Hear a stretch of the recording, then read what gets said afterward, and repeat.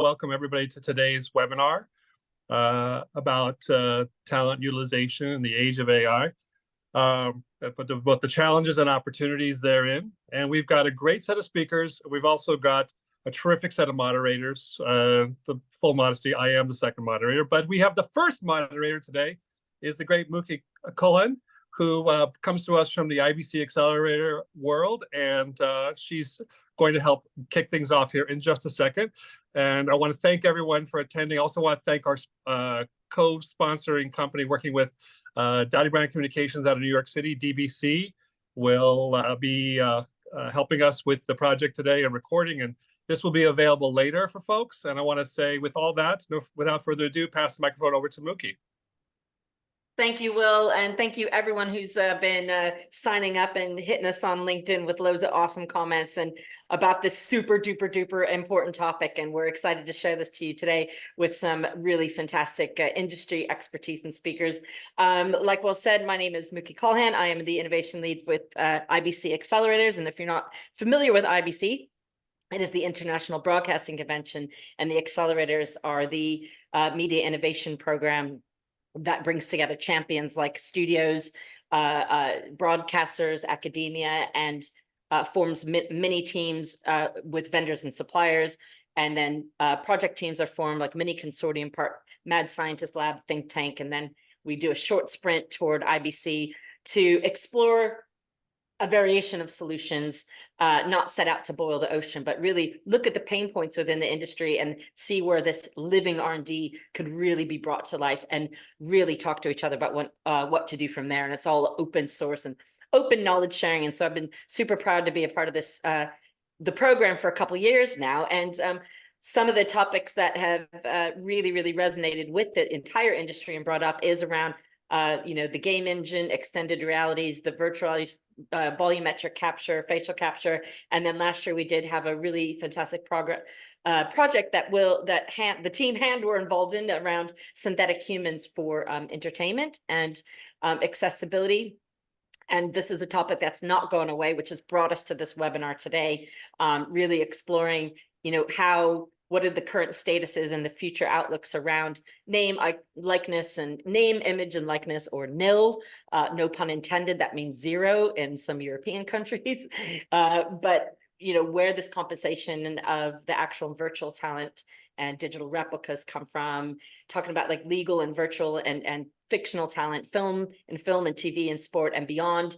And so it's really exciting to kind of look at some of the R&D and some of the exploration that's been done, not only within IBC, but within my esteemed colleagues and peers that are joining me today. And we're going to go beyond things, it doesn't really even count within like an ABBA's Voyage or the holograms that Elvis and Kiss and, things that Warner Discovery are working on. So we're going to kind of like really think about the challenges and the opportunity and where AI is layered into this, not only from a not necessarily an artificial intelligence, but also where that machine learning comes into play and how these tools can be not only explored but used for good, and then setting us up for the future. So without further ado, I'd love to introduce my beautiful, lovely, close personal showbiz friends panel. We've got Renard Jenkins, who's the president of SMPTE and I2A2. Give us a wave, Renard. He's kind of concentrating on, he's live based in California, I think, but from Atlanta today. Kind of touching on where we are with production pipelines and training tools, where the industry's knowledge or lack of knowledge of where we can deep dive into this topic, but also remember the fun aspects as well too. So we want to kind of touch on those pain points and loop back around too. We've got Natalie Mumboy, head of strategy at Hour One. Give us a wave, Natalie. I think you're based in London, is that right? I believe so, in the UK. New York. New York. I'm so sorry. That's okay. I just assume, but I've got the American accent in Britain, and then you've got the British accent in New York. So that's how we yin yang here, people. So Natalie at Hour One was going to be like, her expertise lying around AI avatars, ethical deepfakes, where we are with a little bit of enterprise, stock avatars, and also looking at some of those revenue opportunities around paid micropayments, passive income, where real humans can actually be exploring some of the profit that we're lying around there too. Next up, we got Wilfred Driscoll, CEO and co-founder of Wild Capture. Howdy, Will. Will, we know that you've had a really super rich, extensive career in production, and also now closely working with individual actors one at a time, doing these types of scans, looking at big crowd scenes within the film industry, sports, extending into where these digital humans might be necessary around sports and automotive and training, and where this footage comes into play around but based off of production and what's being scrutinized. We're going to kind of talk on some things that are super duper duper duper topical and relevant, and a little bit of sustainability in the production too. So thank you, Will, for joining us. And we've got Rachel Joy Victor, last but not least, co-founder of FBRC.AI, kind of looking dipping into her expertise around neuroscience, the fabric AI, where these AI tools and workflows for content production are starting to develop, where they've kind of come from in that development. And really what I love about this, like how things plug into each other. Where are these puzzle pieces? And where are we able to kind of like collaborate and work together on that too? So I'm gonna stop my yapping for a bit and pass over to have a little chat about just like a little bit of an introduction about where we got to where we are today. That was a bad sentence. How we come to where we are today, right? Now, Renard, you've seen this, the ecosystem, you've seen this trajectory grow and grow and grow and change and shift and ebb, fall down, get back up, fall down, get back up. And especially within your role at SMPTE, like looking at the wider ecosystem, how would you be able to give us like a little bit of an evolution of how we got to where we are today, just to kind of help us set the scene for modern day, present day? Sure. I think where we are today, probably best to start around the mid-teens of the aughts. So we started it with a real hard look at what the supply chain looks like, what the production pipeline looks like, and everyone was really into the world and the space of automation. You heard automation this, automation that. You heard other buzzwords that were thrown around, blockchain this, blockchain that, all of these types of things that were there. But what we were really focused on at that time was machine learning and automation, and figuring out where could we find efficiency within the supply chain? Where could we find efficiency within the production pipeline? And so when taking a look at that, automation for sort of simple tasks are the first things that you want to do. And then how do you move big files faster? That was really sort of the baseline of what everyone was trying to do. And then you got the cloud input that came into everything. With the cloud came, some people excited about it, some people had fear. And so the adoption within certain portions of the supply chain have taken a bit longer than they should. And that is something that I think may or may not affect where we're going to go and what we're going to talk about later today. But now we are in a situation where we can finally tell, the marketing people that they can actually, efficiently use the title of artificial intelligence. People were throwing that title around a few months ago, a few years ago, when it wasn't artificial intelligence. It was truly just machine learning and automation. Now we're at a place where, hey, we could actually build a production pipeline or a supply chain that has the ability to look at itself and look at its performance and adjust, or at least suggest an adjustment that would allow it to improve on what it's doing. That's where we are today. I think that's one of the places that we could actually grow, but a lot of it's going to have to deal with the education of the individuals who are in some of the seats to write the checks. Exactly. So I think that's where we are right now. Exactly. Now, thank you so much for that summary. And I think it's so important to really always look at where we've come from to get to where we are today, and like where these tools have ended up and the origins of it all too. And I mean, Rachel, I wanted to go to you, like kind of thinking about that end to end, where these puzzle pieces fit in. How do you think the impact of the learnings that we've had, especially over the last few years, how do you think this is going to be plugging into the current workflows that we are coming into today? Yeah, I think to Renard's point, like there are a lot of terms that I think we've been speculating about, of like, this is the hypothetical of what we want it to be. And with where we're at with the tech, we have the ability to actually move forward on making that a reality. So automation, moving to actually being AI, or I think another term that was popular, like you were saying in the mid-aughts or earlier, was around the idea of like transmedia storytelling, the ability to kind of have these experiences that live across platforms and formats, and so you could have a continuous experience as a fan. And that was the goal, but then the ability to support that on the production side wasn't there. But now we have the ability, I think, with where the tools are going, to have more of this transmedia production kind of mindset. But I think in terms of implementation, we still have this issue with change management, right? Of like, what does it actually take to adopt this within a studio system, within these pipelines? I led for a couple of years design and strategy at this brand and like studio innovation, centered around innovation. And, you know, we would have companies coming to us being like, we want to adopt NFTs, we want to go into the metaverse. The gap between like having an idea of what the thing is and implementing it is always very, very large. And that's because it comes down to the nuances of development, right? And I think it's great, like with the panelists we have here, there's even a difference between what like what is doing with more of a 2D kind of output, and then the computational data that Wild Capture pulls through their pipeline, right? So that's differences in pipeline, in process, in adoption, and where it's used. There's the challenges of like when we talk about virtual beings, there's the AV, the physical likeness piece, but then there's also the voice likeness piece. There's also the personality likeness, right? Those are all like nuances that really affect implementation. And studios historically have had a challenge with these types of nuances and with being able to kind of tap into these efficiencies because of how siloed these systems are. So I think AI has the ability to introduce these kind of efficiencies, but it really comes down to can studios understand these nuances and thus and talk through these through fundamental issues around who owns an asset, what does that mean in terms of costs and how costs are shared, to actually really tap into where this can introduce efficiencies in the long run.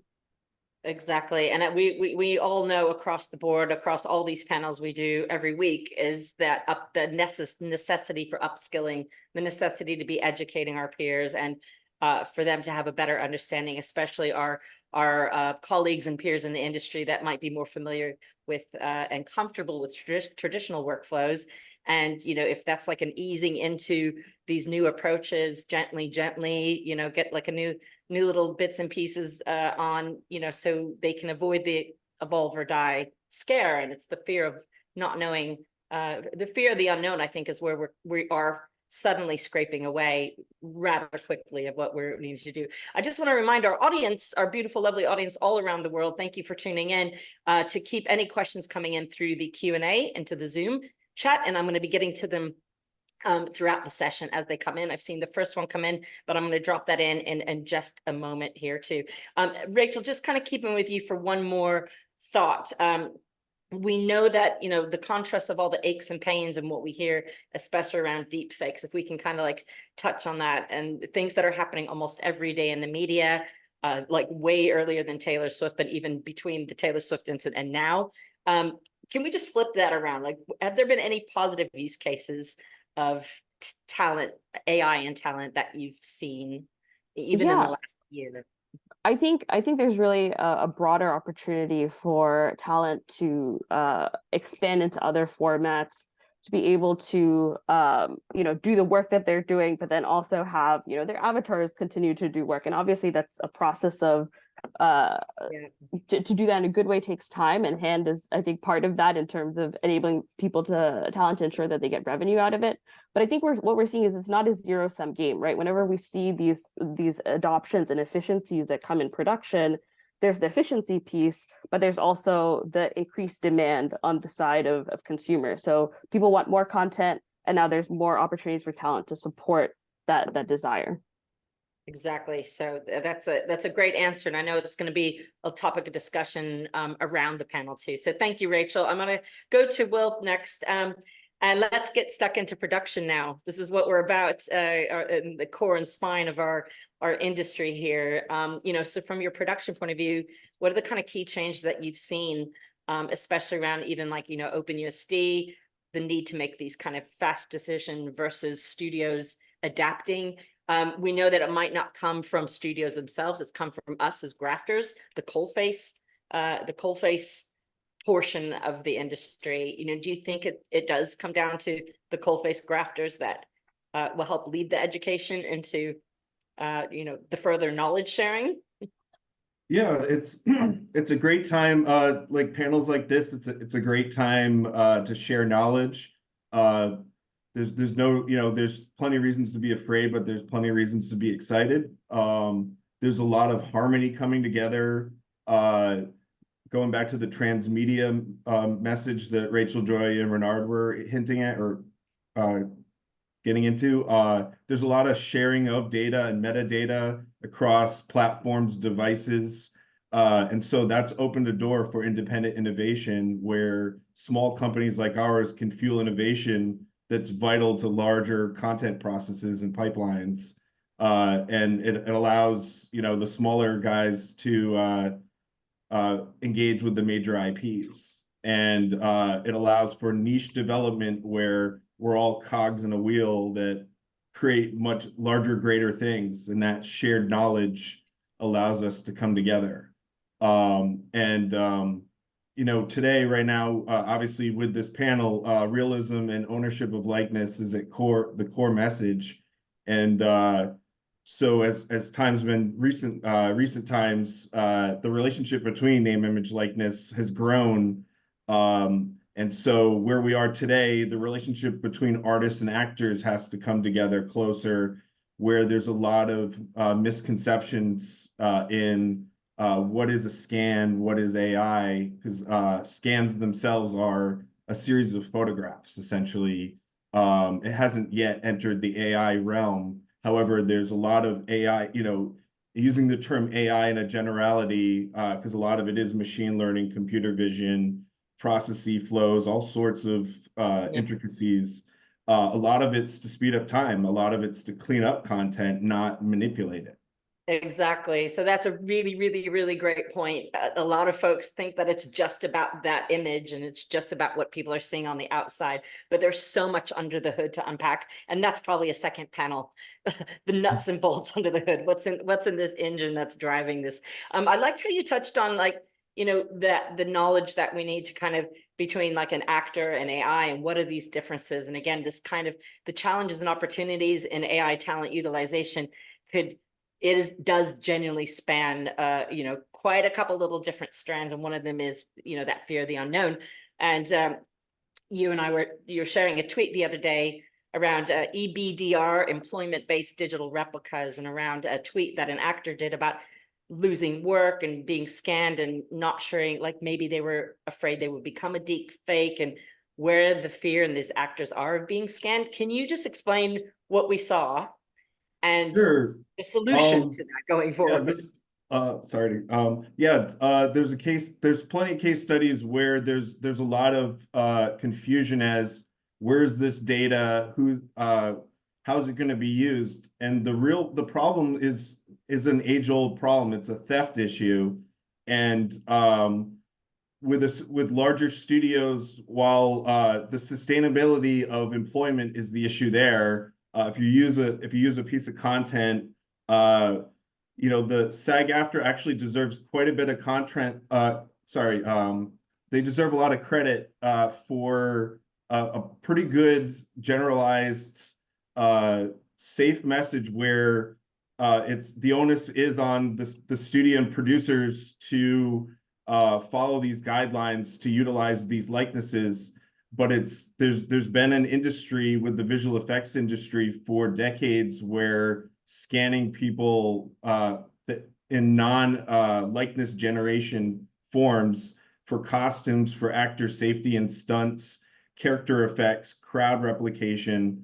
There's a lot of use cases. So the fear is also shared on the artist studios who have also been impacted by this whole supply chain. And in their world, these shortcut tools are not interesting to them. They want to actually generate, compelling artwork, just like the talent wants to generate compelling performances. Oh, sorry, Mookie, you're on mute. Gosh, you know why? Because somebody's walking past me. I thought I'd have a cubby hole. We're showbiz people. But I wanted to say that brings us into a really kind of nice segue to throw to Natalie. thinking about where those kind of the revenues and where, you know, where these kind of opportunities lie. And I, you know, Natalie, from your amazing experience that you have, especially over the last like 10 years or so in this space, you know, from your experience of where we are in this kind of present day state of play, where are these areas of like efficiency and incentives in this, in the approaches that you've been seeing? Sure. So our one, for the last 5 years since we were founded, we've essentially built a platform that enables real people to create a virtual twin and then make content with it, just using text. So the whole thing is about efficiency. Our premise is entirely about efficiency. So instead of constantly having to be in front of the camera in order to create content using your likeness, you can now create a virtual twin and generate content using your likeness without having to be in front of the camera. For that type of content, in our case, it's kind of talking heads, direct to camera, stuff that is usually pre-scripted. So the whole premise of what we do is based on efficiency. And then it's based on efficiency on the other side too, because some of this virtual talent is actually available for hire on the platform. So if you are a business that wants a spokesperson in their content, and our main use cases, we do media and entertainment, we can touch on that in a bit, but our main use cases are any kind of like training content or learning and development content. And if you're trying to kind of like upgrade your learning and development content to be more engaging, to be video oriented, to have an instructor in it, suddenly that sort of has become much more accessible to kind of any business, even a small business, to be able to create that type of content using kind of a lifelike persona in it. So the whole premise is about efficiency, and also the way that we capture that you can very easily create an avatar. So not as high quality and high fidelity as, you know, a one that Wilf would make using volumetric capture. But we can do a lot already in just a kind of by capturing about 2 or 3 minutes of source video from your smartphone, 4K camera ideally, but even from your smartphone camera, we can create an avatar based on that very quickly, and just make it available for use immediately in the medium of video, which is, you know, obviously highly pervasive. Exactly. And I think those are part of those incentives as well too, a little bit of that democratization and having the general public, you know, be aware that there are ways to be producing and have it be still that's still their IP and their ownership, and there are some positive things to be made. But speaking of positive, I wanted to loop back to you around some you know, positive use cases around AI talent that you've seen in the last year, especially, you know, you are knee deep in this as well. And if I can bolt on the question that's come in through the chat around the utilization of the AI, like, does that affect royalty splits as well? So yeah, like what's been catching your eye, Natalie? Okay, so in our model, so one incentive is very direct. We've got about 400 people to date who've had their virtual twin available for hire on our platform, and they earn a passive income in the form of micropayments. So no one's making a living, at least with us yet, you know, as an avatar. But essentially, that is one direct way, one incentive for doing it. Another would be if you have a personal brand and you're trying to scale it.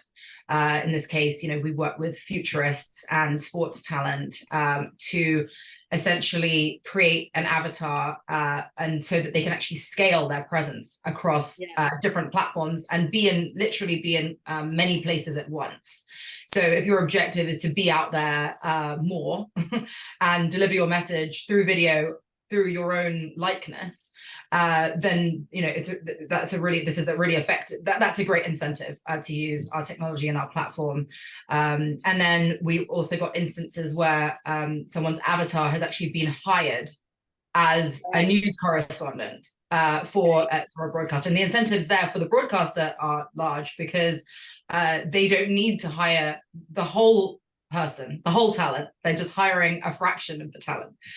So kind of think about like the hierarchy of you and the live in-person you. I mean, there's probably even more of a premium on that part of you, and I think it will continue to be that way. If you think about sports and like live sports, I think like the live game has become so much more of a premium in being there live since you've had streaming and on-demand content. So I think we're going to see sort of similar trends, but also the ability to send out versions of yourself out there and help you scale your presence, and also engage communities that you might not have been able to engage before, because suddenly you can be speaking in any language, for example.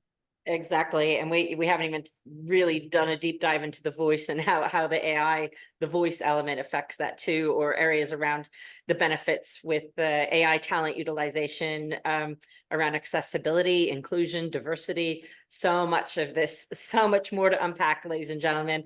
I know we're coming up to time. These are really short, bite-sized half an hours, and there's so much to talk about. I could do a fireside chat with each of my wonderful speakers here. And we're going to have to kind of like go cap things off and go, but we have one more question, I think, from Robin Appleton. Thank you very much. Asking, how long does it take to create an avatar? I hate that phrase, how long a piece of string is, so we'll just say, how long does it take to create an avatar? From our knowledge, you know, we know things will vary between something that's quite simple, even on Microsoft Teams. Now you're able to use your avatars or your Ready Player Me's, versus something that's quite photorealistic and authentic, like with the volumetric capture. So I'm putting a little summary out on behalf of everybody here, but just kind of like rounding out as into the home stretch here, thinking about the tools that we are using across our verticals, beyond media and entertainment, thinking about how these foundational tools, you know, that really need vision. We still need vision from the not risk adverse leadership. We still need to shift these kind of 100-year-old workflows. We still need to be making these changes. So we are at like this, at a very, very exciting point in the industry right now. We're at a tipping point, and everyone knows it, and no one knows it more better than this panel and the other speakers on the other three panels. But just to kind of rounding out back to you, Renard, about, you know, thinking how we can make these right decisions and guide the industry. One last kind of final soundbite from each of my speakers here, starting with Renard Jenkins, please, live from Atlanta. Yeah, I would say our main goal needs to be education and not fear. We need to understand these tools, and we also need to make sure that individuals who are doing a lot of decision making at the executive level, that they truly understand what these tools are capable of doing. This is not a replacement. These are not sentient beings. This is nothing more than statistics, probability, and mathematics. And the human and the digital, just as this group is coming together, have to be in sync with one another in order for any of this to actually work. Yeah, again, this is being recorded, and we want everyone to listen back to that. That's a perfect, really, really brilliant answer. Natalie and Wilf, just like, what are these kind of other opportunities that you're seeing? What's keeping you up at night? I can jump in quickly. Just in terms of opportunities, I'll just say something that's we're working on now. It's like, you have this talent who is actually, she's not considered a talent herself. She's never been really on TV or anything like that, but she is a cook, and she's an immigrant, and sort of set up, you know, a supermarket chain, and she's written a cookbook, and she's you know, she's sort of probably like in her 60s, late 60s at this point, and she's created her AI twin to be able to actually turn her cookbook into video and into kind of instructional video. And what I love about that is, first of all, it's like really helping to build a brand with very little and sort of expand the brand with very little lift and very, very little knowledge of technology, let alone AI. And so I think there's some just really interesting opportunities there, which are kind of open not just to, you know, top tier talent that AI and sort of avatar technology will enable. Thank you, Natalie. Wilf, and then Rachel, for kind of last soundbite, please. Sure. Work keeps me up late at night. I sleep like a baby because groups like this come together, and you know, we engage companies like Hand, throwing them a thing for a minute. We're in their beta program because they help us track every pixel, every frame of a talent, so that as we disrupt, we're helping a sustainable production ecosystem remain sustainable. Thank you, Will. And just the super quickest note from you, Yes. Rachel. I promise I'll interview you in another fireside chat down the road. I think to Renard's point, education, but not just about the technology across industries, because we're seeing such a bleed between narrative media entertainment content and functional content around spatial computing and all of that. So Yes. keep learning. 100%. I cannot thank all of you enough, and thank you everyone to the 170 people watching this right now, and hopefully beyond as the video on demand. We do have a couple more questions coming into the chat, but I invite my speakers and myself to kind of type in some of these answers as we call that a wrap for panel session 1 in our challenges and opportunities in AI talent utilization. Lots more to come, so consider this a part 1 of many over the next year and beyond. And I'm going to pass over to the wonderful Will Kreth at Hand Digital in New York City. My name has been Mookie. Thank you very, very much. Thank you, Mookie. That was terrific. Thank you, panelists, everybody, for joining today on the opening kickoff panel for our session today. I think the host has to turn my video on because I can't share I can't get on the video. Is this the how we work in tech thing? You just need to switch it on and off. Right. I think it was the little bit of a checks and balances, a little dating in there. Hi, everybody, and welcome to our next panel, because we have plenty of material to cover here in battling deepfakes. Do we have everybody on who should be on currently? Looks good. Terrific. Thank you. Welcome. Delving into the ongoing industry efforts to combat deepfakes, understanding the scale of the issue, predicting its trajectory. I want to get things started here because we're on a tight timeline, and to say welcome and thank you to everybody for joining us. There's a news item I want to mention to start the process here that reported a news article out of CNN said a finance worker at a multinational firm was tricked into paying out $25 million to fraudsters posing as using deepfake technology to pose as the company's chief financial officer in a video conference call, according to Hong Kong police. So here we are. We now live in a world where not only are deepfakes being used against celebrities and politicians, like the Taylor Swift deepfake pornography story from January and the robocalls of President Biden, but also real millions of dollars are being stolen through the use of convincing deepfakes. I want to start off by addressing this first question to Duncan from SAG-AFTRA. But before I do, I want to say to my panelists, I want to do a quick round. Okay, so we have Duncan Crabtree-Ireland from SAG-AFTRA. Hello, Duncan. National Director and Chief Negotiator. We have Alex Shannon from CAA. Hi, Alex, give us a wave. We have Walter Pasquarelli, a leading generative AI expert and policy expert in that space. We have Bruce McCormick. Give us a wave, Bruce. He's a founding member of Project Origin and also a member of C2PA and with Neural Transform, his company. And Richard Atkinson. Give us a wave, Richard, from the CDSA. So we've got a terrific bunch of panelists here today. I gave us an opening remark on like a news item, a hot news item with regards to where deepfakes are being used for fraudulent purposes. So I want to put this one to Duncan first. Duncan, big year last year with the strike negotiation. We're talking about digital replicas. You yourself were deepfaked, correct? In a situation that happened last fall. Yeah, that's right. That's right. Yeah, and so you said it gave you a new understanding, a new about the power of these technologies. From your perspective, what are the financial, legal, and social implications to the entertainment industry? And I want to also, after you answer, have the question go around to the rest of the panel. Go ahead. Sure. I mean, since you mentioned it, I do just want to say, I think panels like this and having people with a lot of expertise in this area is absolutely essential. I will say, I've spent years battling deepfakes on behalf of our members, but just this past November, during the ratification campaign on our contract from the TV theatrical negotiations and strike, someone made a deepfake of me and had a video of me out there advocating against the contract, telling people to vote against the contract that I myself had spent, a year preparing for and negotiating. And it just has it hits differently when you see yourself out there saying something that you really don't believe in, using your face, your voice.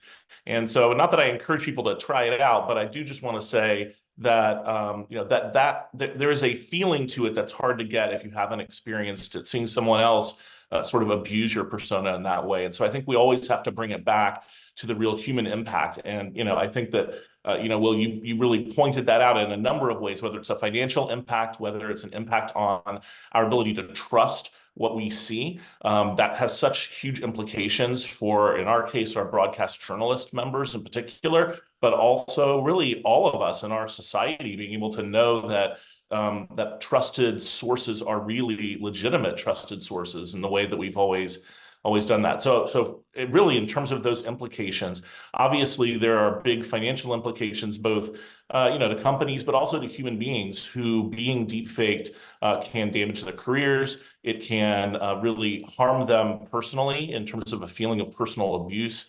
And of course, there's the really dramatic impact on our culture that can come from losing a sense of trust in people and institutions that we've always been able to believe in or rely on or assess.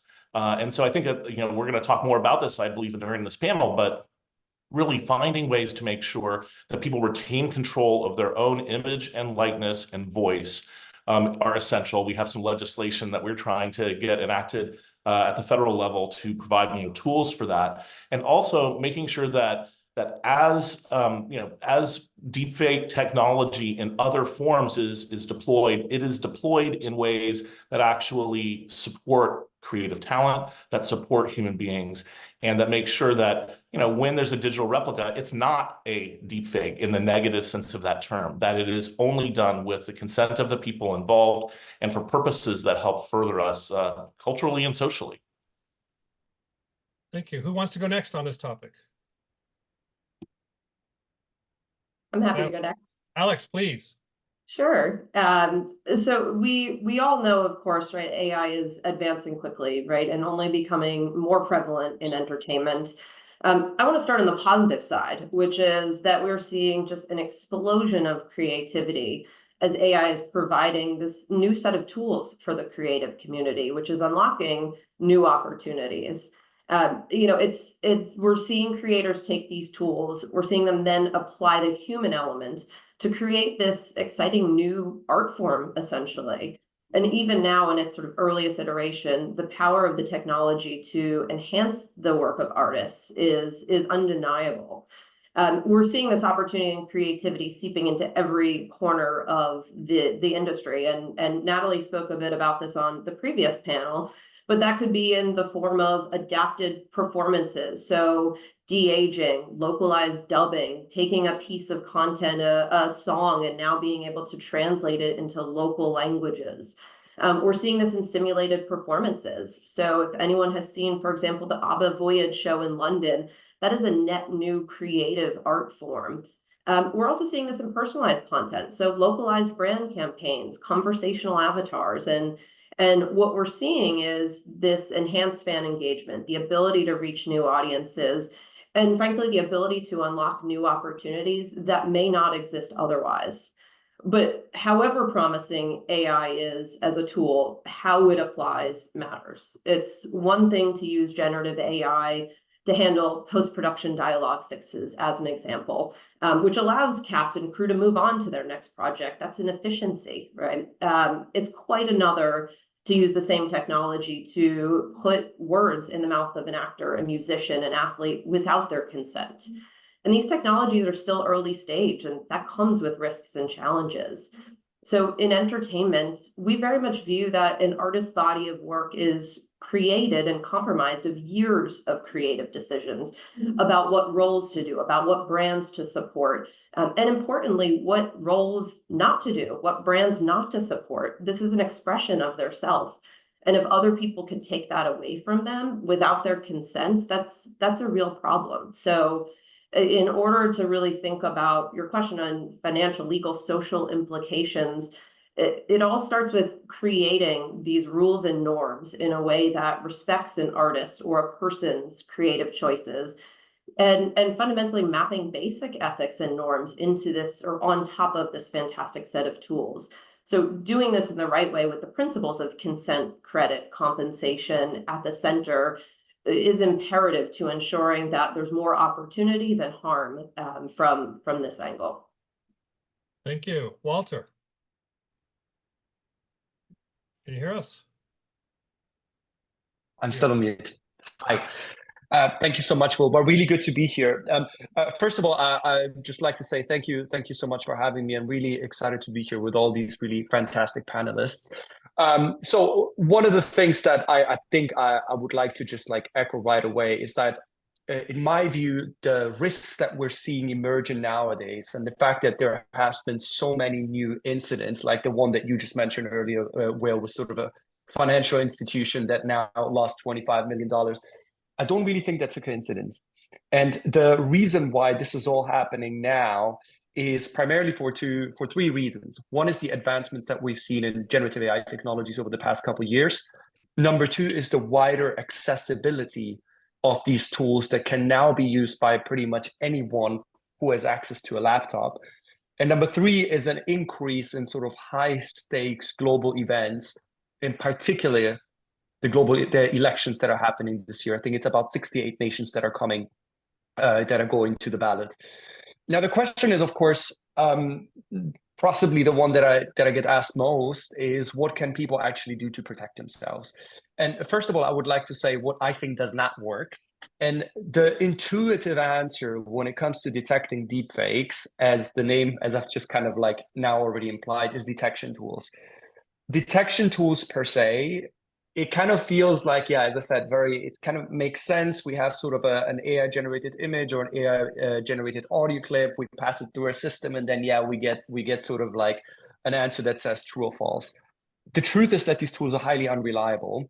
And part of the problem is that the same technology that is used for detecting this AI generated content is the same technology that is actually being used to create deepfake. So it's always a cat and mouse game that happens in these technologies, and it's very difficult. One potential ways for corporations and for organizations, and Bruce will tell you more about this in just a minute, I assume, but it's of course using provenance of media and images, and that's, for example, using standards such as C2PA or digital watermarking. This is all I'm going to say, Bruce. This is your topic, but that's one, in my opinion, the most convincing and logical path forward in order to tackle these.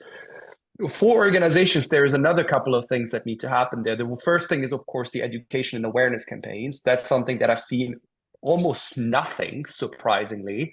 And that includes anything from, first of all, showing employees how does actually a deepfake look like, what forms of deepfakes are out there that can be used for phishing or for fraudulent activities.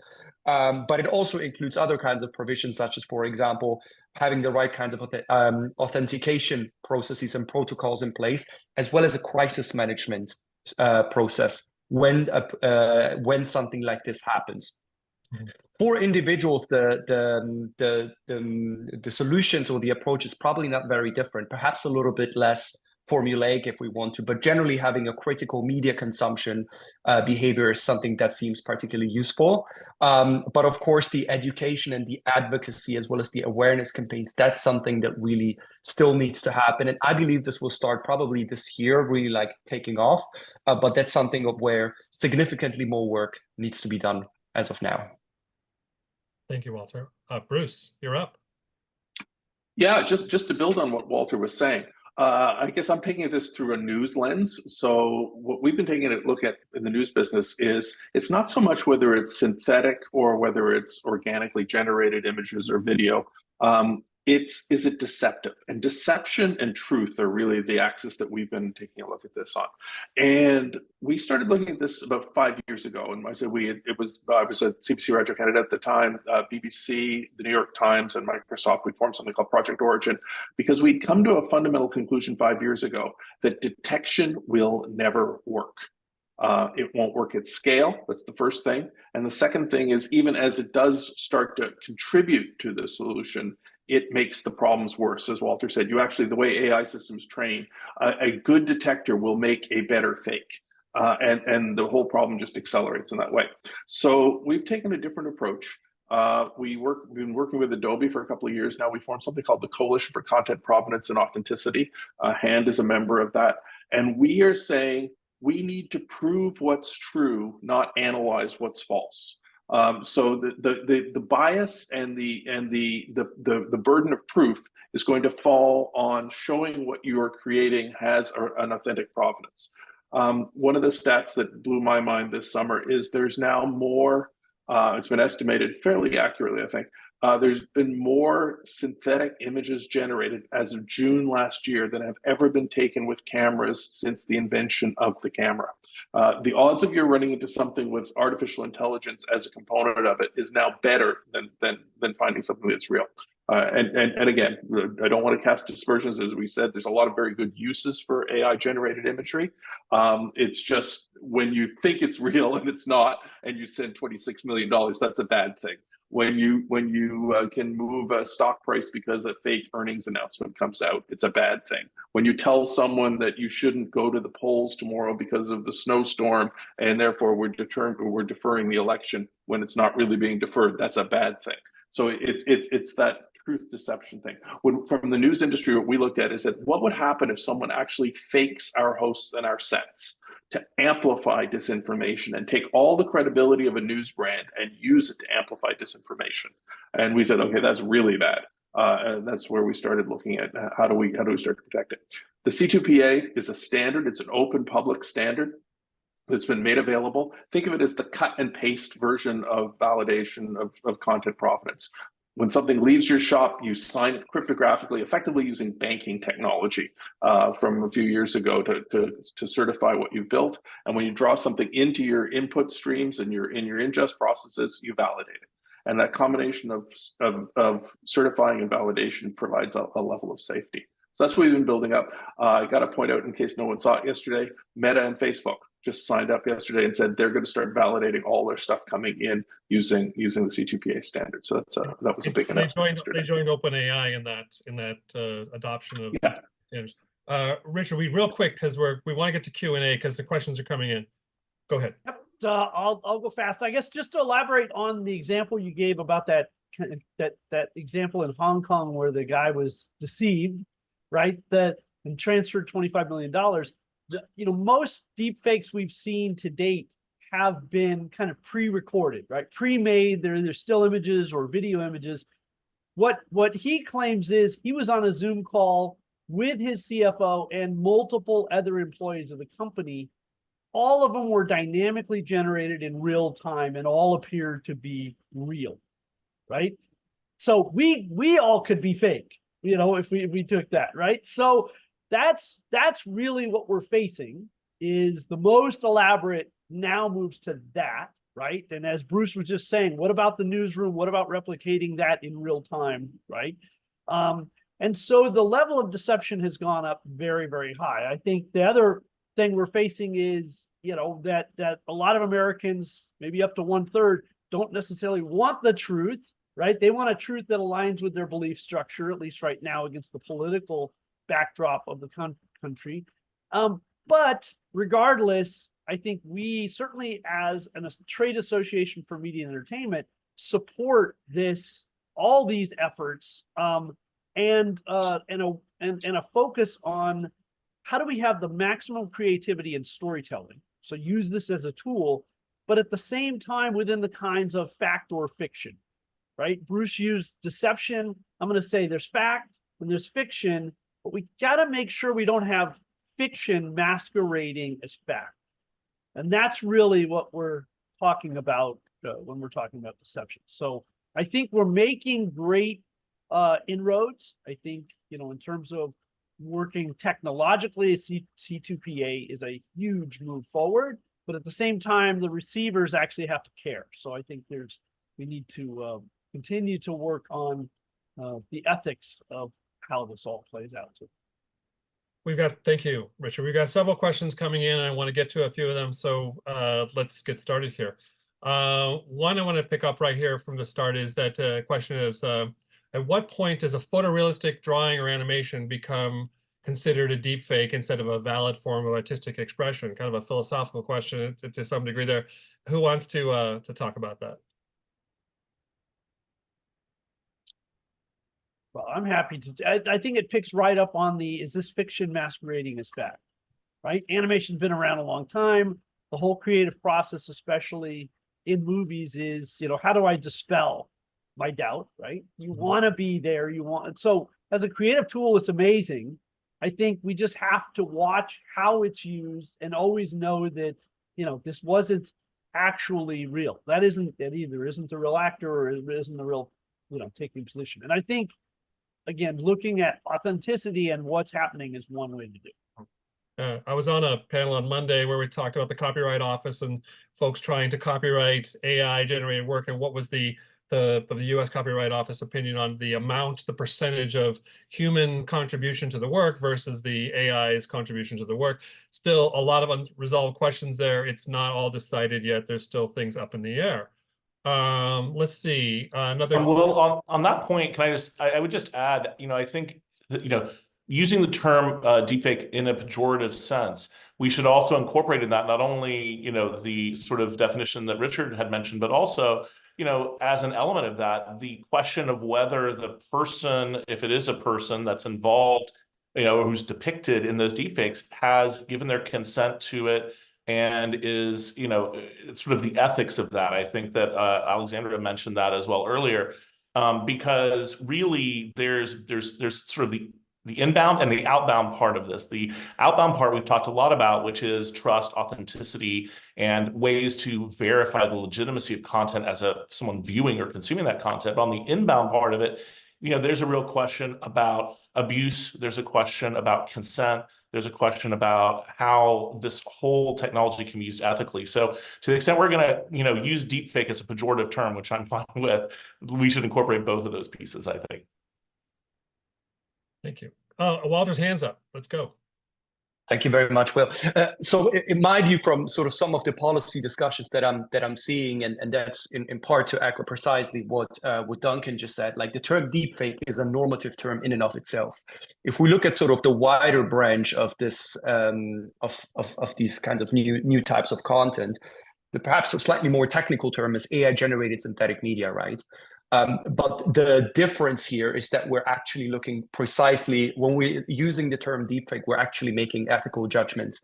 And even there is stages in between. So we can look at, say, AI-generated synthetic media as some kinds of artistic expression that we can use to enhance some of our imageries or some videos in a way that is perhaps that wouldn't be possible before. We can look at deepfakes as sort of some kinds of sort of the negative expression from malicious actors. But there's also a space in between, something that Henry Eider, a close friend of mine who also works in the field, described as gray fakes, which are basically like uses of these kinds of AI-generated synthetic media that are somewhere ethically questionable. They might not be totally wrong, but we're also not feeling comfortable with that. And that could be, for example, there was a case in South Korea of a mother recreating the voice and the image of her deceased daughter. And these are sort of like some uses that we find a bit strange, a bit like we cannot exactly judge where we are, but there is different ethical layers that I think will necessitate particular kinds of languages in order to develop the right kinds of policy and regulatory solutions on the back of that. Thank you. Let's see, another question real quick.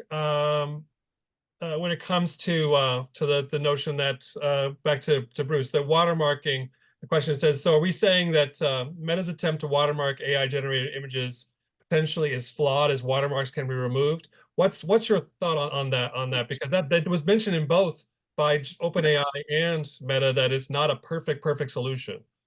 Yeah, there really is no silver bullet, but 3 bronze bullets do a really good job. Watermarking, fingerprinting, and cryptographically embedded metadata. And the trick is each of them have strengths and weaknesses, and they actually mirror each other's strengths and weaknesses. So by combining them, you can use a watermark to say there should be cryptographic metadata. If it's not here, here's how you look it up with a fingerprint. You know, that combination is the way you go. The term watermarking has been genericized a little bit. It's become like Kleenex. It is not an accurate description of what the technology is. The Partnership on AI just put out a very good document where a lot of people in the industry from a lot of different companies got together and said, here's what the words really mean. And I really encourage everybody to read the Partnerships on AI's taxonomy for this work. That'll help. But they all build on each other. You're seeing the industry come together. There's a trend now to say, do this once, do it right, and it will ultimately involve all three of those technologies.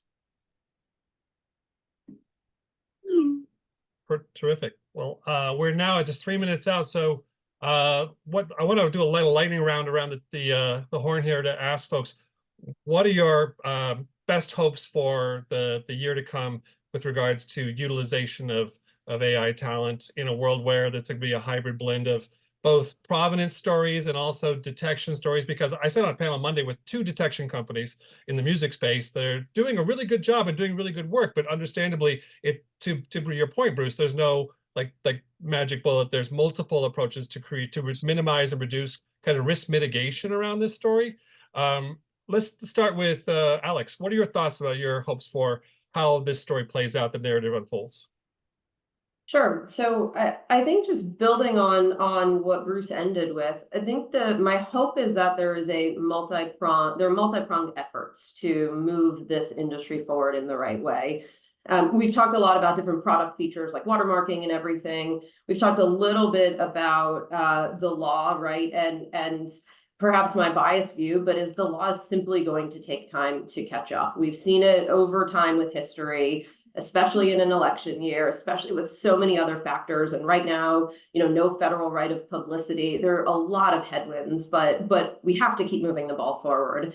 I think the third important element that I hope for is, and many of you have touched on this, is this alliance, right? Coalitions and partnerships across the industry and with big tech for that matter, to help move the industry forward. And for me, that's about precedent setting. It's about creating the right way to work with artists. It's providing artists ownership and control and permission to their digital identities, so that for participants who want to work with somebody in the right way, there's a way for them to do so. And there's a way for artists to be compensated for that. So I know we're short on time. That's the quick answer. Walter, Duncan, wants to last thoughts? Sure. Well, I would just say, and I think this is all the panelists have sort of hinted at this. We really can't let the perfect be the enemy of the good in moving the ball forward in every area here. And several people have noted, this takes a sort of a mosaic of different pieces of protection, and putting them together is how we're going to ultimately end up with a picture that we can live with. And whether that's collective bargaining, whether that's legislative efforts, and I hope everyone will support the No Fakes Act and the No AI Frauds Act. We really need them to provide rights for artists and others in their own image and likeness at the federal level. And it's education and coalition building and all of this. But I think, there's a risk of option paralysis where people sort of see like so many things going on, they don't know what to do or how to focus on it. And I do think every step that we all could take together to move the ball forward, we need to take, even if it doesn't result in the perfect solution, as long as we are bettering the situation and moving in the right direction. That's the ultimate key. Thank you. Well put. And we are now at time at the top of the hour. I want to thank all of our panelists today for your incredible insights and bringing your thoughts and passionate understanding of how this is a complex set of issues that overlap and interrelate. And I wanted to say thank you so much for your time today. And we'll try to answer our questions offline that came in through the chat, but I want to pass it back to our next moderator, who is Simon, who should be joining us in just a second. Simon Pullman. Hello, can you hear me? I think my video is muted, so if whoever is in control of the tech, there we go. Start my video. Super. Wonderful. Hello, everybody, and thank you to all of the panelists on the preceding segments. Just fascinating stuff. So now we're going to talk about the sort of the business and practical implications. So I'm talking commercial opportunity, deals, money, agreements, enforcement of agreements. My name is Simon Pullman. I'm a partner at Pryor, Cashman, an entertainment lawyer. What I would say is that generally speaking, within the representative, the talent community, the technical literacy around this stuff is pretty low, but everybody knows that they better deal with the potential repercussions and protect their respective clients. And I'm expecting this to come up in yeah, a huge proportion of the deals that we do this year. In fact, I just got a counter back from an A-list actors reps yesterday that sought to preclude any use of AI, which, as we know, goes a little bit further than what SAG-AFTRA had provided. So I'm going to start with Peter Scott, and let me just quickly say on the panel we've got Peter Scott, who is the Chief Strategy Officer at Play Anywhere, Greg Smith, President of Cast and Crew, and John Canning, who is the Director of Developer Relations at AMD, a wonderful set of panelists. So Peter, I'm Leo Messi, I'm Olivia Rodrigo, I'm Tom Cruise, I'm somebody like that. What do I need to know? What are my opportunities here? What are the commercial sort of new avenues that are open to me? What should I be thinking about if I am talent, if I am the representative of talent, or if I'm looking to engage talent? Hey Simon, how are you? Thanks so much. Will, just amazing webinar. Thank you for putting a lot of smart people in the room to kind of discuss this, because it is sort of, I think you're 100% right, Simon. How do we create technical literacy for talent, for sports figures, et cetera, et cetera? And I think, Alex and what they've done at CAA with, the ability to start capturing and creating digital doubles of all their clients is a great example of them sort of being proactive in creating sort of new ways that the Messis of the world can make new revenue. I think there's going to have to be sort of these talent agencies. And again, you're seeing that with CAA. I'm sure WTA and Wasserman and IMG are doing the same thing. They have to get educated on sort of what is the next manifestation of monetization of IP. And I think we're seeing that across the board, either through training data sets and models for AI to leverage and to charge people to have access, and digital doubles and metaverse. And I think you're going to start to see more and more expertise starting to work with a lot of these different organizations that represent IP to sort of facilitate and to translate, right? Again, kudos to CAA for putting that Wall Street Journal article out, a couple weeks ago, and just showing, look, digital doubles. I live in Atlanta, Georgia. There's a big push with the companies like, Wild Capture and ScanTruck, where what's the next frontier that digital copies can be made, and more importantly, monetized. And so I think you're going to see that more and more. It's going to be not a question of what is the tech, but how do we leverage the tech. Down here at Trilla Studios, again in Atlanta, that used to be Pinewood, they have 32 sound stages, and they have one that's virtual production. And you're starting to see where there's going to be a movement, right? As there's a squeeze on costs, with interest rates being where they are, a lot of production companies are going to basically be looking for ways to save money. And if you can create digital doubles, you can basically put one person in multiple places. Is that a motivation, for the ecosystem? So that's really, why we at Play Anywhere have a system where we can, track these assets. We have a royalty payment system where we can help sort of make sure when either training data sets get ingested into Gen AI platforms or digital doubles move. How does that get sort of indexed? How does that get registered? And more importantly, what's a license fee that gets generated out of that? Well, and Pete, if you don't mind me asking, because I'm curious about this, because on the last panel, we talked about the same thing about scalability for talent and new opportunities and being in multiple places. I mean, when you think about some kind of an endorsement deal, or anything like that, even motion picture, you've got sort of the notion of the services and the notion, therefore, of the use of the results and proceeds, or the use of the name, image, and likeness. So I mean, are you seeing any models, for how that we actually track and monetize that? Is it a license fee for a period of time? Is it per use? Is it per impression? Are any standards starting to form? Yeah, I think rate cards are being established because, the Gen AI platforms can go either two ways. Either they wait to get sued and they get governments, probably EU faster before the US, start doing stuff, or they sort of embrace and they pick and choose who they want to do deals with. So OpenAI is a perfect example where probably the biggest significant deal was the deal they did with AP, right? How do they ingest all that video, all that text, all those photos? And there was a check written Now, unbeknownst to all of us in the room, what was that check? Was it a one-time check? Was it a recurring check? Was it for a short period of time? We don't know. And then, they do a deal with Springer. They do a deal with Shutterstock. So what's interesting is the poker table of what you're going to get and how that's going to get manifested is happening. We just don't have it listed like Zillow, where you're driving around a neighborhood and then it's public information. How much that Right. house is worth. Which I suppose is the benefit of, of being with a big agency like CAA or WME, is because they'll start to build market intelligence and sort of rates and be able to advise their clients in that respect. So, so building off of that, because clearly that, we've heard a little bit about the technological side of things, primarily in that first piece. I want to go to Greg, in terms of the infrastructure, technology, processes, you're with Cast and Crew, which has been, arguably the standard for, for administering many aspects of the financial piece of media and entertainment and advertising over the years. What do we need to build? How long is that going to take to build? What are the challenges in doing that? I think there's a lot of challenges, actually. One of the things I think people may not understand is the scale of fragmentation of content creation, especially on the commercial side for advertisements. It's just enormous.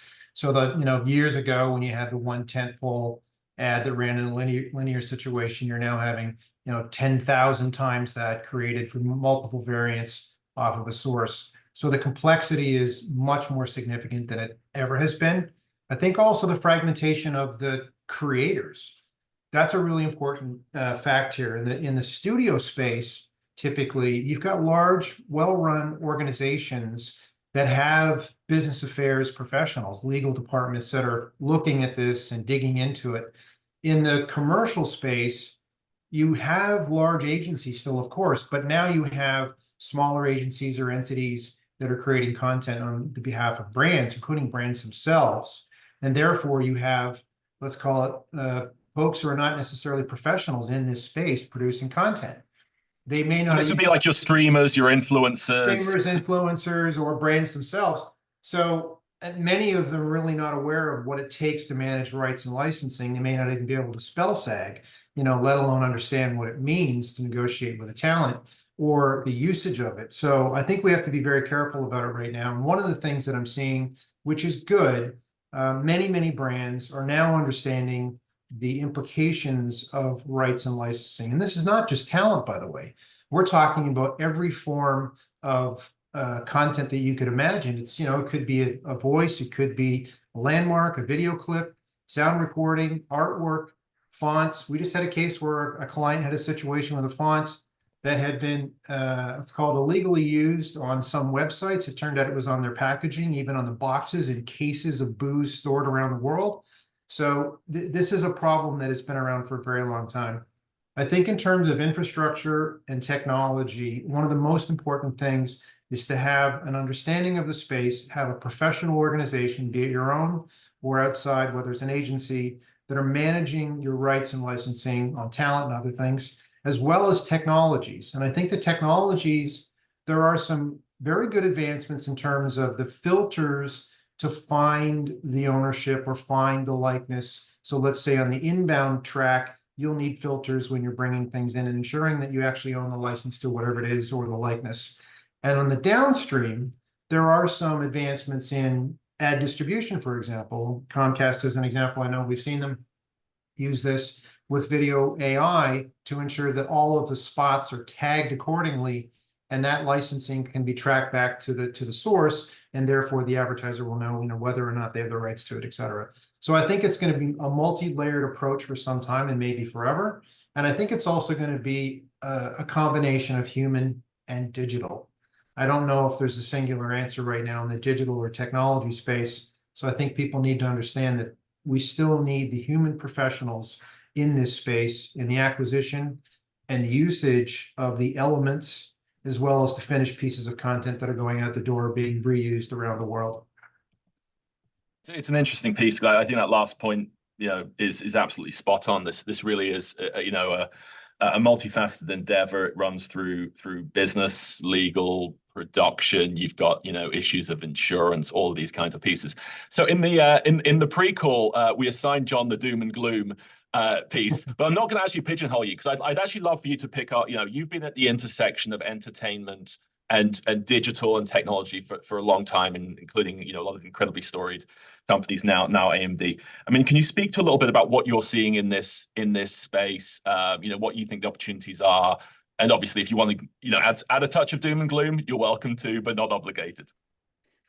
You know, most people that know me that are watching this are like wondering why I'm the doom and gloom guy, because I'm rarely doom and gloom. But I mean, I think, you know, both of my esteemed colleagues previously mentioned this, and I go to the analogy of, just because you have a chainsaw doesn't mean you know how to chop a tree down. And it's an oversimplification, but it is what I see happening, and it's happened with technology time and time again. Democratization is an amazing thing, and we've seen it. You know, the photography business went to a whole different era. You know, I used to be a professional photographer. I got out of it because everybody became a photographer. And, you know, it was amazing that anybody can capture amazing images, but it's also a challenge.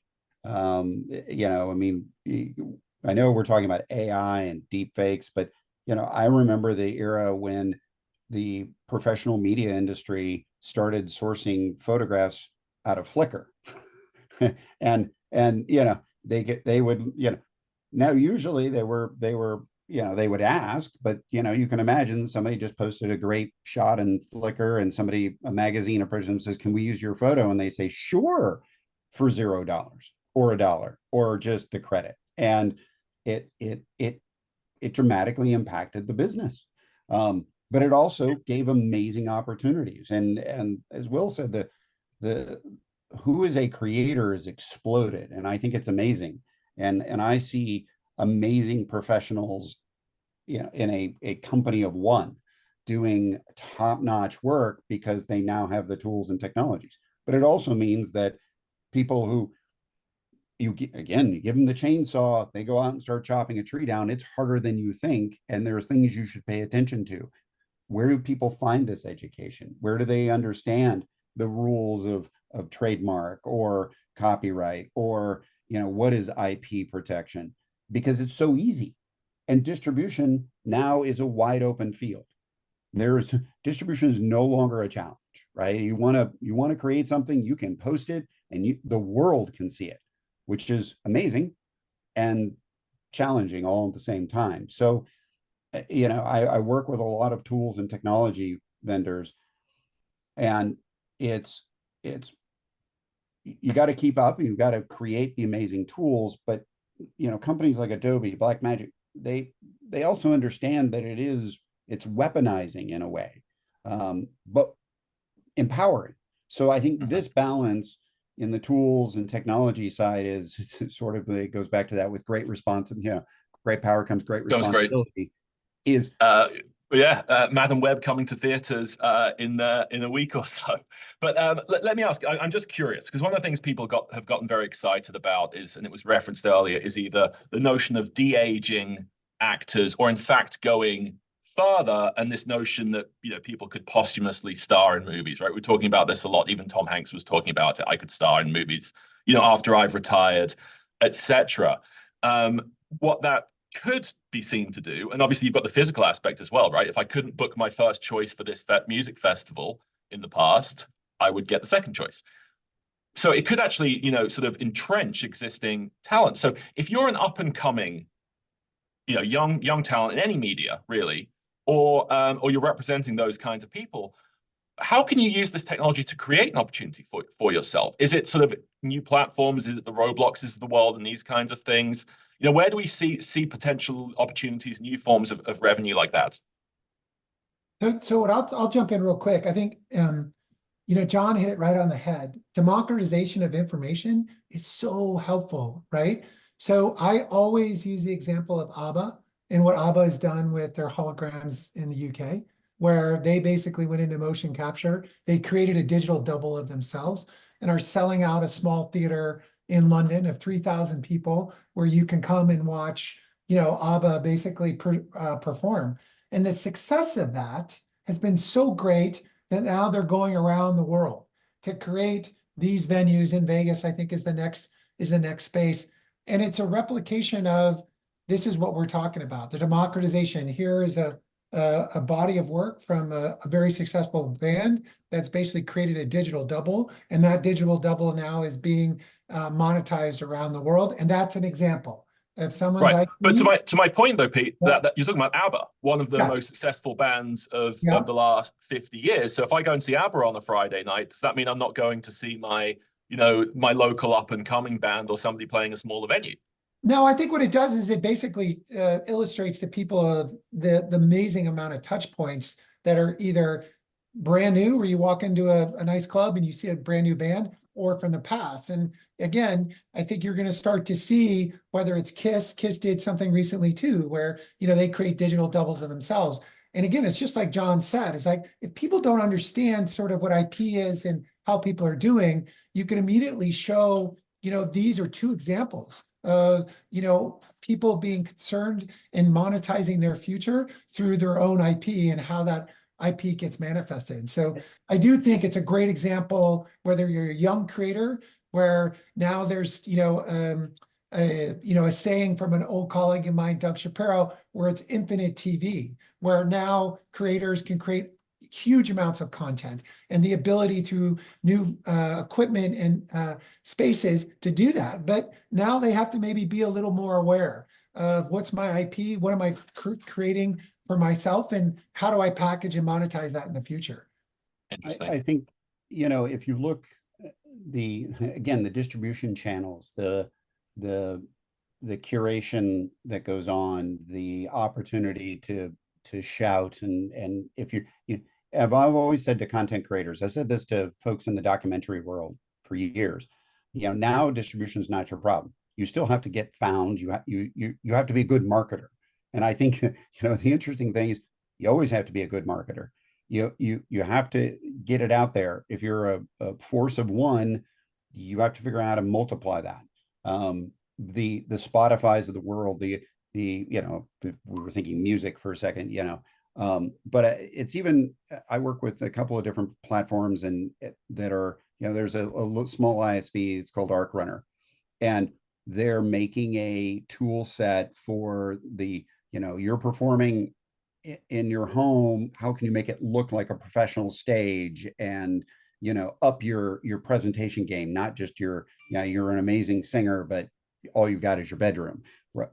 How do you elevate that? Or, you know, so there's tools and technologies for the independent, the up and comer, the individual, to elevate their game.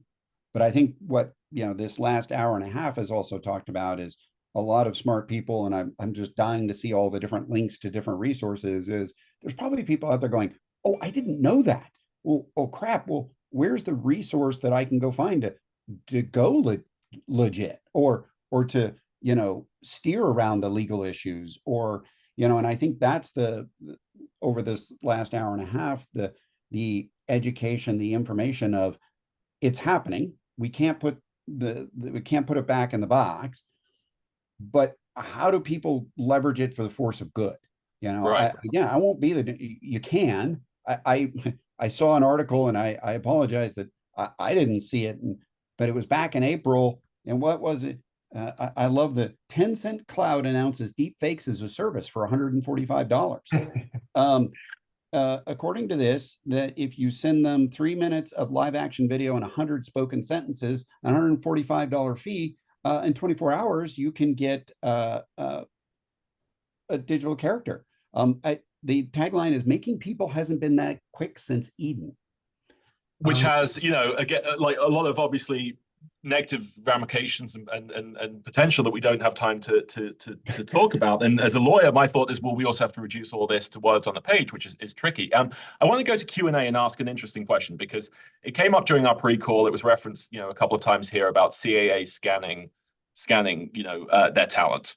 which I think is, is certainly proactive. The two things come to mind for me were immediately, number one, what happens if there's a data breach? But number two, what our question here in the Q&A says, which is, what about portability effectively? If I'm with UTA or CAA or WME and they've done my scan and presumably own it, what happens if I move? What happens, I suppose, with that 10-cent piece, right? I mean, you'd have to look at the terms and conditions. Who owns that? Am I just getting a license to use it? If so, what kind? So, I mean, what have you seen in these respects? Is there something that we just have to basically develop standards around? Is it the rule of law? Is it about law? What do you guys think? I think it's going to be much like we've been through before with just the standard release, for example. I think the talent's going to have to understand what's necessary to protect themselves going forward, and whether that's through the union or some other mechanism, the government. I think that's going to be an important factor. It's going to be an interesting journey, but ultimately people will get there. They'll ultimately realize that this is something I should own. I think awareness will be a really important factor for the talent out there. And it'll also be an important factor for the folks that are engaging them, and for their agents to actually work with them in a fashion that they understand that. So that's going to be a cool space to watch for sure. I mean, Simon, what's really interesting is X-rays.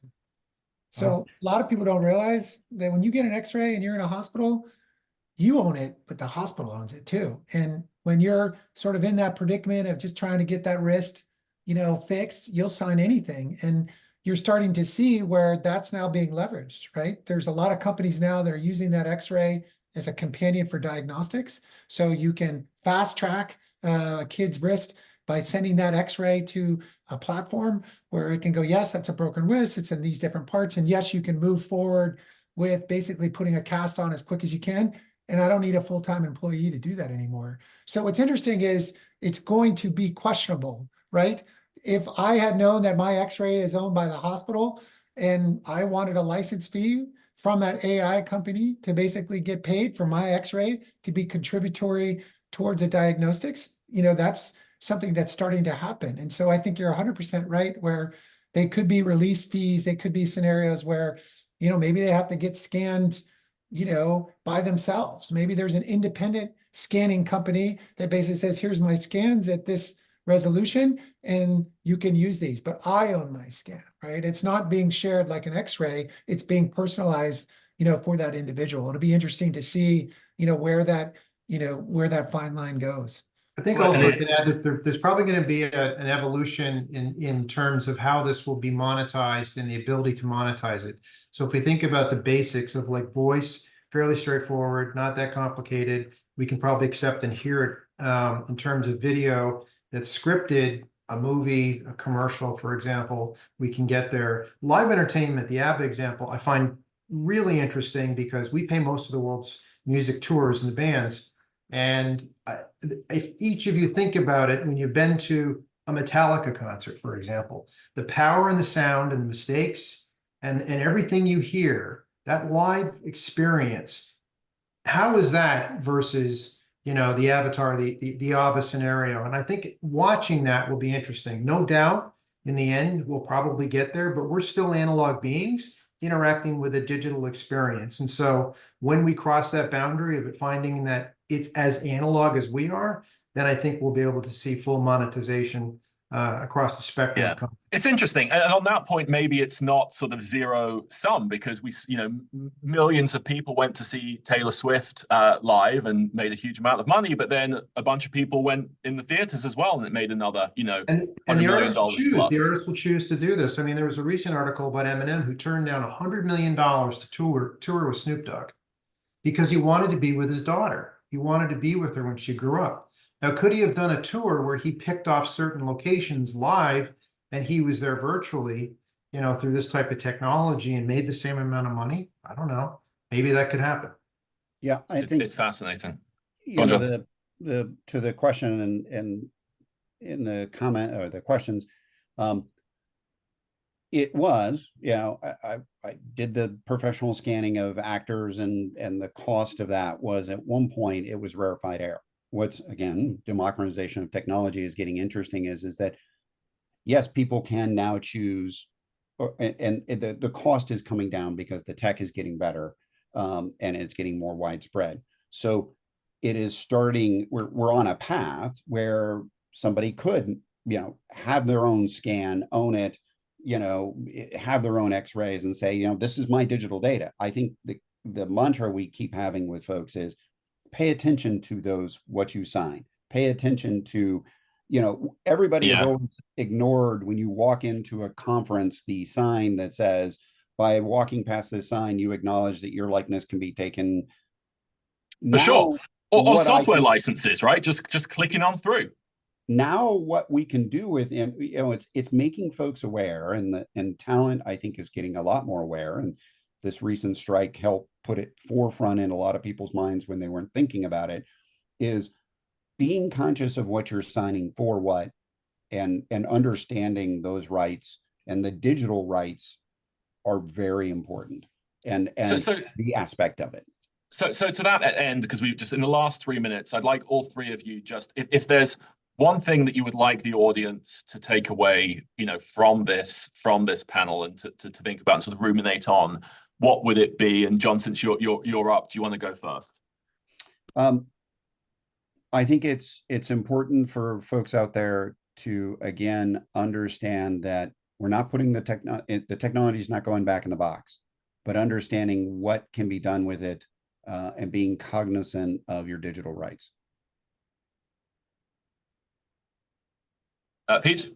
Yeah, I mean, I think the biggest thing in any innovation is to read and be engaged as much as possible. I think what I always found in my career, that if I could be the lightning rod or the shining light, more importantly, to guide people, to make them understand where all this stuff is going, and you can be a leader in that space and be educated and take a couple AI machine learning classes and read. I just think this is going to be even more important than a lot of technical innovations that have happened in the last decades. I think it's going to be that important, and being educated about it and surrounding yourself with a great network of people like you guys have done on this call is super, super smart. And I think there's a path. I personally think there is. I think there's a value exchange where everybody can work together. It's just, you got to educate both sides. You can't sit there with your arms folded. Nothing gets done. Nothing moves unless we understand both sides and then figure out there's a solution in the middle. And to that end, I would say, if you go into Google and Google SAG-AFTRA AI and look at the summary agreement and its AI resources, certainly if you're on the entertainment side of things, that's a great place to start in terms of some of these concepts and some of the terms, digital replica, etc. Greg. Okay, yeah, I would add the basics. Like, I think you need to take the time to understand, educate you and your team about rights and licensing. AI is just going to create more risk for a lot of people. Have a standard process in place, ensure your ecosystem is coloring inside the lines, as it were, both inbound on the acquisition and usage. And let's not forget that for now, this really does include both humans and digital that are knowledgeable about all of this. Wonderful. Well, look, thank you all, and thank you to Will and Han for having us. I think we'll be, as I said to Will, we'll be doing this again in about November time, because it's all moving so quickly. But it'll be interesting to see how it all develops. But thank you so much. Yeah, thank you, Simon, and thank you, panelists, and everyone for joining us today. I think it's been a great set of 3 panels, and I want to thank all of our moderators, Mookie, Simon. I was one of them. But the main thing to carry away is that this is, as Simon put it, fast moving. There's plenty of room for interpretation as to how things play out. Richard Atkinson gave us one quote before, was that legislation is often late and litigation is long. There's going to be market-based solutions, and hopefully folks can educate themselves and to make smart choices about how to protect their rights, and also how to optimize and to take advantage of opportunities in this space. So I want to thank everybody for attending today, and the recording will be posted soon. And I want to thank you to all the participants and our partnership with DBC. And that's about it for today. Appreciate it. Thanks for your time, folks.